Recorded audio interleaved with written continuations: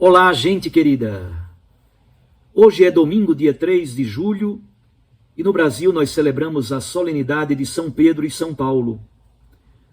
O texto do Santo Evangelho para nossa meditação é de Mateus 16, 13 a 19. Naquele tempo, Jesus foi à região de Cesareia de Filipe e ali perguntou aos seus discípulos: Quem dizem os homens ser o Filho do Homem? Eles responderam: Alguns dizem que é João Batista, outros que é Elias, outros ainda que é Jeremias ou algum dos profetas. Então Jesus lhes perguntou: E vós, quem dizeis que eu sou? Simão Pedro respondeu: Tu és o Messias, o Filho do Deus vivo. Respondendo, Jesus lhe disse: Feliz és tu, Simão, filho de Jonas, porque não foi um ser humano que te revelou isso, mas o meu Pai que está no céu. Por isso eu te digo que tu és Pedro, e sobre esta pedra construirei a minha igreja, e o poder do inferno nunca poderá vencê-la. Eu te darei as chaves do reino dos céus. Tudo o que tu ligares na terra será ligado nos céus. Tudo o que tu desligares na terra será desligado nos céus. Palavra da salvação. Glória a vós, Senhor.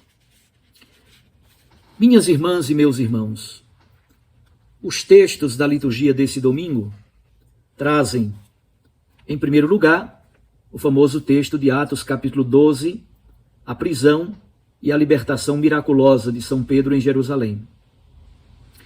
A segunda leitura é o testamento espiritual de Paulo, em 2 Timóteo, capítulo 4. E o texto do Santo Evangelho, como acabamos de escutar, é a profissão de fé de Pedro no caminho de Cesareia de Filipe. Quem é Pedro? Quem é Paulo? Duas informações biográficas muito simples. Pedro é judeu palestinense. É bem verdade que a sua cidade está na fronteira com o paganismo. Pedro é irmão de André, filho de Jonas ou filho de João. Eles são de Betsaida, na Galileia, fronteira exatamente com o mundo gentil. Vieram morar em Cafarnaum, e em Cafarnaum encontraram Zebedeu e os seus filhos, e eles têm uma espécie de cooperativa, uma pequena empresa de pescaria no Mar da Galileia.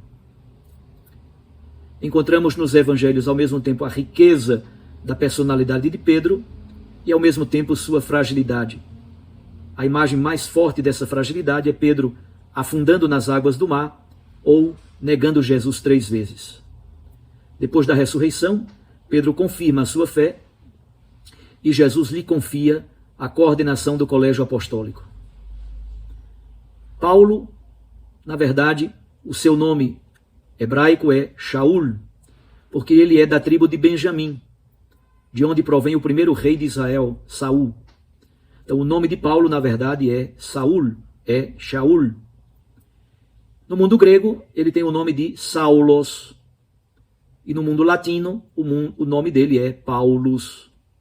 Então Shaul, Saulos ou Paulus é a mesma pessoa. Ele é judeu, mas um judeu da diáspora, da cidade de Tarso, na Cilícia, na Ásia Menor. Portanto, é um judeu de língua grega, mas ele fez toda a sua formação em Jerusalém, aos pés do mestre Gamaliel. Foi o grande missionário, estabeleceu comunidades missionárias em Antioquia da Síria, em Corinto, em Éfeso e, finalmente, em Roma. Os dois foram mortos no período da perseguição de Nero, na década de 60, Pedro crucificado e Paulo decapitado. O que poderíamos dizer sobre a primeira leitura de Atos 12? Pedro vive a experiência da provação na prisão de Jerusalém. Ao mesmo tempo, a sua fé não se abala. A promessa feita por Cristo continua válida. Por isso, o Senhor mandou o seu anjo para libertá-lo das garras de Herodes Agripa I, que era o rei da época, e já havia mandado matar Tiago, filho de Zebedeu. O protagonista da cena, na verdade, é o anjo do Senhor. Pedro é preso no período da festa da Páscoa, do mesmo modo de Jesus. Na verdade, ele celebra a verdadeira Páscoa, passando da prisão à liberdade. Assim faz a igreja ao longo dos séculos. Cristo nunca a abandona. E a igreja, mesmo em momentos terríveis de perseguição, de incompreensão, de martírio, continua firme, fundamentada na promessa de um Deus fiel. Libertado, Pedro é acolhido pela igreja, que se reúne na casa de Maria, a mãe do evangelista São Marcos, conhecido também como João Marcos. Essa comunidade permaneceu o tempo todo em oração, enquanto Pedro estava na prisão. Apóstolo perseguido, igreja perseguida, ao mesmo tempo mantendo a fé, a intrepidez, a ousadia e a criatividade da pregação evangélica. A segunda leitura foca sobre o apóstolo Paulo. Esse texto de 2 Timóteo capítulo 4 é conhecido como o testamento espiritual de Paulo. Tendo chegado ao final de sua vida, Paulo olha para o seu passado, e aqui, por favor, eu não quero fazer a crítica histórica, parto do pressuposto que esse é um texto paulino, embora saibamos que não tenha sido escrito diretamente pela pena do apóstolo Paulo, mas é atribuído a Paulo apóstolo. Tendo então chegado Paulo ao final da sua vida, ele olha para o seu passado, mas um passado todo qualificado por Cristo, naquele encontro no caminho de Damasco. O apóstolo Paulo usa 4 imagens para falar do seu itinerário, do seu caminho com Cristo Jesus. A primeira imagem provém do ambiente cultico, da liturgia, do culto.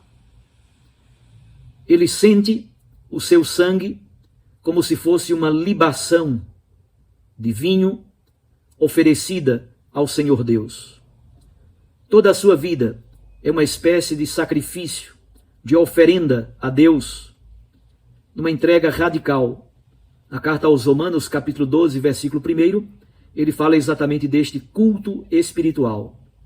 A vida inteira do apóstolo Paulo é uma libação, é uma oferenda, é um verdadeiro culto, um sacrifício espiritual de entrega radical ao Senhor.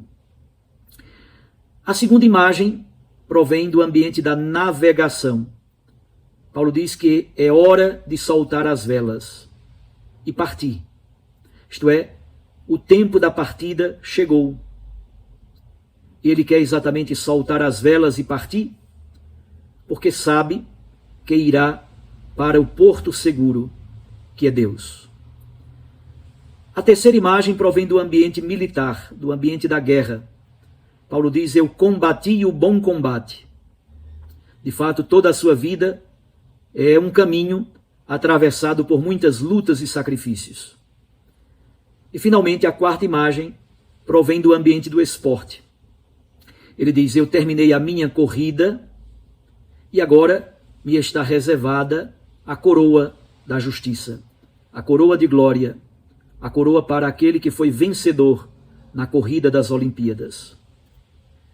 É bonito então perceber na vida do apóstolo Paulo que Deus sempre esteve ao seu lado, presente em todas as circunstâncias, e sempre lhe deu forças.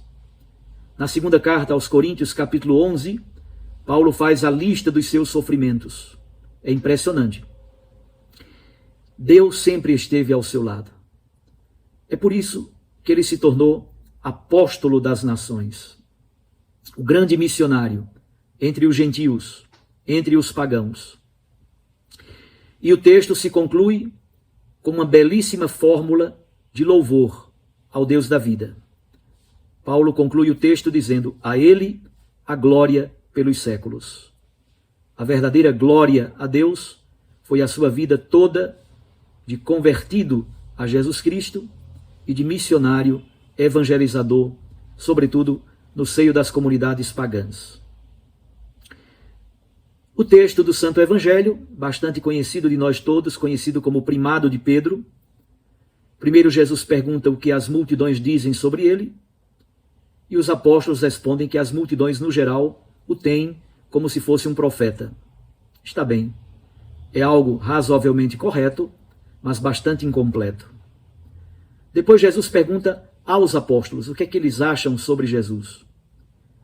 Pedro então responde em nome da igreja: Tu és o Cristo, isto é, o Messias. A palavra Cristo e Messias significam a mesma coisa. Christos em grego, Mashiach em hebraico. Ambas as palavras significam ungido, ungido do Senhor, consagrado. Pedro então responde: Tu és o Cristo, tu és o ungido de Deus, Filho do Deus vivo. Pedro une duas dimensões fundamentais da identidade de Jesus. Depois o texto caminha em torno de três imagens. A primeira imagem é a pedra. Jesus, respondendo a Pedro, o chama de Cefas. Já disse que o nome dele era Shimon, Simão. Esse era o nome de Pedro. Jesus é que dá a ele esse nome, Kefas em aramaico, Petros em grego.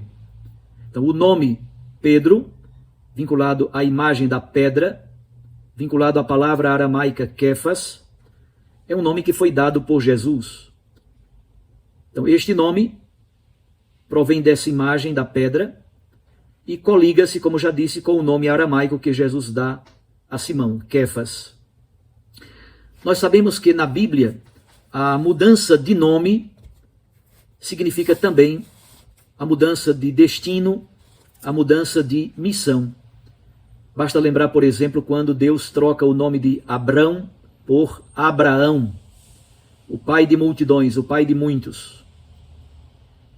Simão é pedra, agora ele é Pedro, agora ele é Kefas. Sobre sua profissão de fé, Jesus lança as bases da construção da igreja, da qual Jesus sempre será a pedra angular.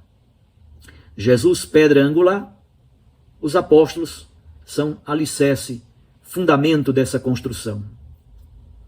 A segunda imagem são as chaves.